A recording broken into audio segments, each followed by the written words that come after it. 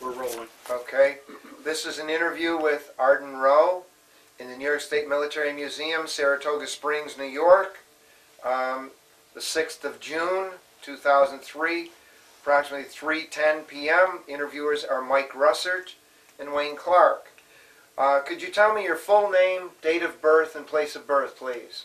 My full name is Arden E. Roe. My date of birth is 9/25/31. Okay, and where were you born? Hutchinson, Kansas. Really? Okay. All right, how'd you end up in New York State? Well, I was born and raised on a farm, and I went into the military service when I was just a kid, right out of high school. And the reason that I did, coming from the West, I did not like milking cows. And I knew that if I went in the Navy, there would be no cows. And after I retired from the Navy, I met the girl from Troy, New York, who is now my wife. Okay. All right. Did you enlist or were you drafted? I enlisted. Okay. When did you enlist? It was in March of 1950. Prior to that, from 1947 through 1950, I was with the reserves. Oh, okay. Where did you join the reserves, and when? I'm not sure I can remember. That's okay. It was in 1947, and I enlisted in Aberdeen, South Dakota. Now, why did you pick the Navy? Because I knew that they didn't have any cows. Oh, okay. All right. Now, how did you end up in the Seabees? Well, when I was a senior in high school, I worked for the Santa Fe Railroad, and I was a welder. And when I got in the Navy, my recruiting officer said, "Don't volunteer for nothing." And they offered me the Seabees, and I was scared to death. So I called my recruiter long distance and said, "What do I do now?" What did he tell you to do? He said, "Yes." Okay. All right. What kind of special training did you receive to go into the Seabees? Well, when I went in the Seabees at 17 years old, I was a certified welder to start with.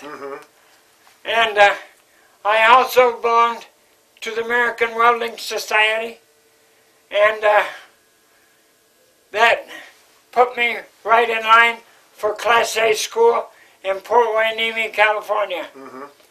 So I went there, and I graduated in the top 10% of my class. Then I went down to Coronado, and I took my Marine Corps training, and then I went to sea. Okay. Why did they give you Marine Corps training? Because in those days, that was required. Okay. All right. When you went to sea, where did you go? Went to Korea. Okay. And could you tell us about your experiences when you arrived in Korea and what your experiences were I there? can't remember those specific dates, Oh, that's okay. but I can tell you this. I went to Korea, and I was with ACB-1, and it was our job with the Amphibious Seabees put the Marine Corps ashore. And after we got the Marine Corps ashore, I was one that volunteered to be involved in the world's largest train robbery. And I was one of a few Seabees that were accompanied by a whole platoon of Marines, and we literally stole a freight train Where did this happen? And in Inchon Beach. oh, you landed with the Marines on Inchon. Yeah, we put the Marines ashore. Mm-hmm. Could you tell us about your stealing the train? How that happened? And why did you do that? Because you have to remember that anytime the Marines have any question or they have any problems, the first thing they do is they call on the Seabees, and they have ever since the start of World War II. Mm-hmm. Let me ask you, what does Seabees stand for? CB is just what it says. You can see it on my Well, jacket. we can see it on your hat too. Okay, the CB stands for CB Construction Battalion. okay. What did you do with this train that you took? With my training, Yes. I had really good training because we stole a train and didn't have any problems. What did you do with the train? We took it all the way back to where we unloaded the Marines, and that's basically what we did. Okay. Can you tell what else you did while you were in Korea? Some of your other experiences. Well, I wound up, after 3 days, I wound up in the military hospital in Tokyo, and then I wound up at Bethesda Naval Hospital in Washington. Mm-hmm. How did you end up there? What happened to you? I caught a piece of shrapnel in my leg, Mm-hmm. my right leg. Mm-hmm. Was this you were under fire then? Oh yeah, Was this at Inchon? yeah. Okay, how long were you in the hospital in Maryland? No, I was in the hospital in Washington Washington. State. Okay. Oh, And okay. I was there pretty much till I recovered about the fall of 1950, and then I was transferred to Davisville, Rhode Island, which is the original home of the Atlantic Seabees, and I was there for years, and then I wound up at Little Creek with ACB-2, Amphibious Seabees, Mm-hmm. and I spent several years there. Then I went to Pensacola, and they tried to teach me how to fly an airplane, but they didn't do too well. And I came back to Davisville, and then I went to Holy Loch, Scotland, and I was with a detachment that went to Holy Loch, Scotland, and we supported the submarine fleet, and we built a dry dock. And when I came back from there, came back to Davisville again, then I went to Vietnam, and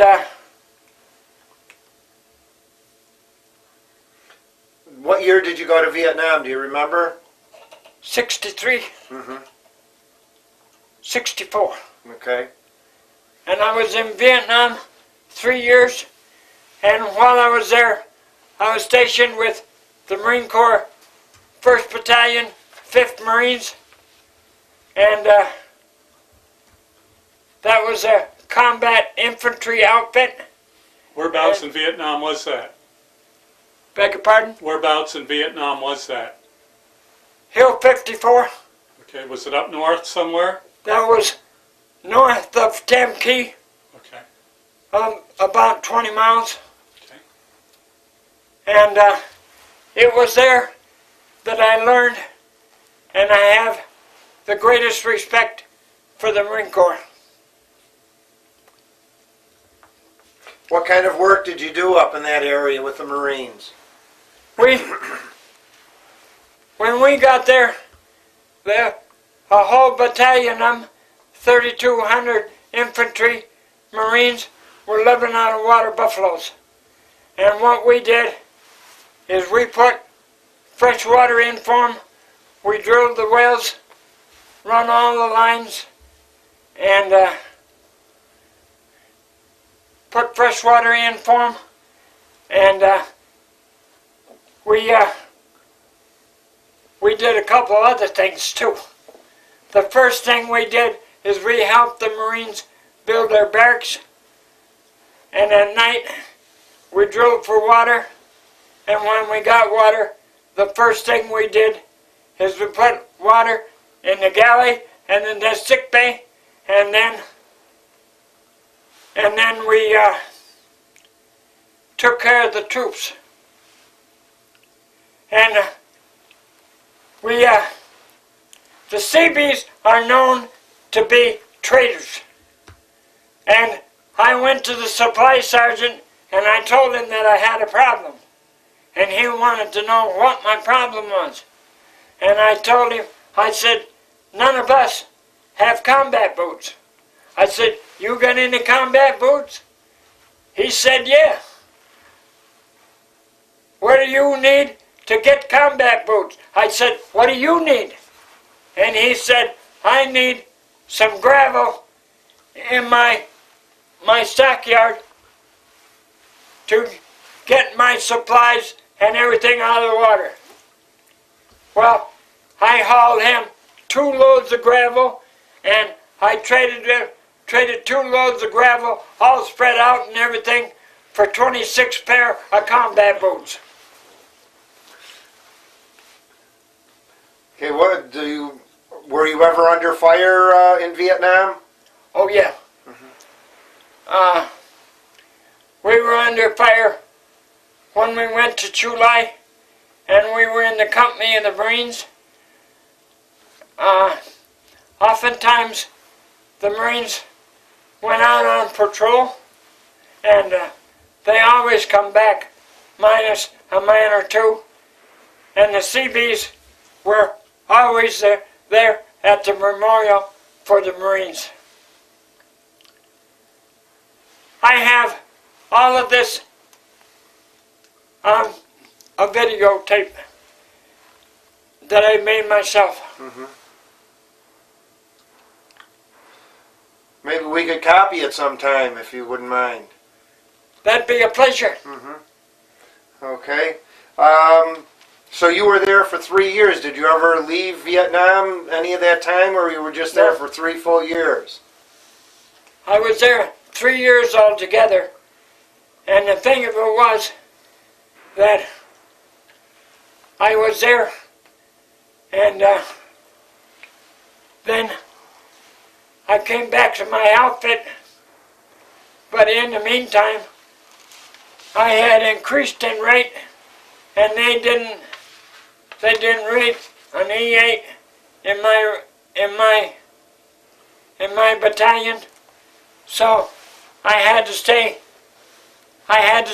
with the 21st NCR, and that was the only way I could finish my 20. I had to have 2 years on board.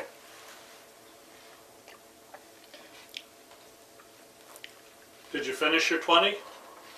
Beg your pardon? Did you finish your 20? Did you get your 20 years in? Yeah.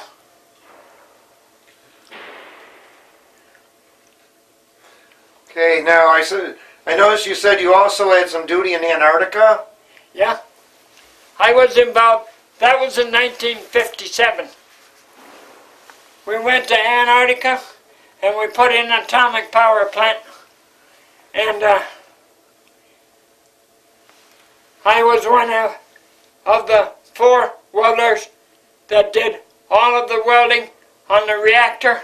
And I might call your attention to that atomic power plant in Antarctica, McMurdo Sound, is running today. How long were you there? The whole winter. Now, you want to remember that when it's winter here, it is summer down there. Yes. Okay.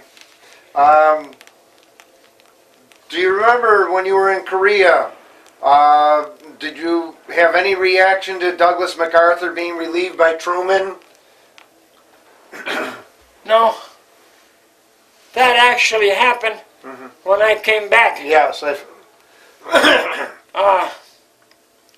That happened when I was in Great Lakes. What did you think of that? Did you have any feelings about that? Not really. I was too young. Okay. All right. Do you ever see many USO shows at all while you were? Yes. You were in 20 years. I saw most of Bob Hope's Did you? USO shows, and I will say one thing: Bob Hope is a man that they waited too long to finally do something for him, and now they are building a memorial to him out in the bay in San Diego, and they're much, much too far past time. Now, you saw Bob Hope in both Korea and Vietnam? Yeah. Okay. And I saw him everywhere else too. How do you think you were in so long? How do you think your time in service changed, or what effect did it have on your life? Well, I retired at age 37, and then I came to Albany. And I came to Albany, and I went to my union, and they put me to work on the South Mall. And I started on the 23rd floor of the office building in the South Mall, and I worked a week, and I went back to the hall, and I said to my business agent, "This is not for me." I told him I came out of the Navy as a E-8 Senior Chief Petty Officer, and you put me to work as a laborer. So I quit. Then I went back to the Union Hall, and I talked them in to supporting me into going in business, and I went into business as Adirondack welders, and I worked all over New England, all over the state of New York, and then I had a shop crew, and what we did is we built custom and specialty trailers. Our product went all over the world. Okay, well, you tell me about this photograph. Oh, this is a photograph of me. Here, I'm going to hold it up to the camera. Can you see it? Yeah. This is a photograph of me of about 1950. In March of 1950. Okay. Okay, got it. You laughed at this one. This one is you in a special Seabee uniform. Yeah. This is when I was in Scotland. Turn it toward the camera. This is a picture that was taken in Scotland. And this is a real Scotch kilt. And I remember this picture very, very well. Did you buy the kilt, or someone give it to you, or? No, it was a native kilt. And another thing too that happened when I was in Scotland is I went down to London, and President Kennedy at that time went down to London and purchased a lot of his clothes.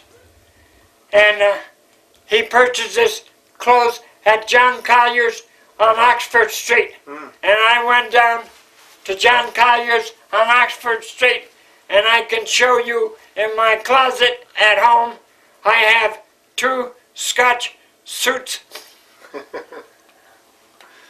that they came from John Collier and Oxford Street, and all I have to do is open up the coat, and it tells you right there where it came from.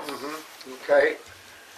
Do you have any other questions? Okay, well, thank you very much for your interview.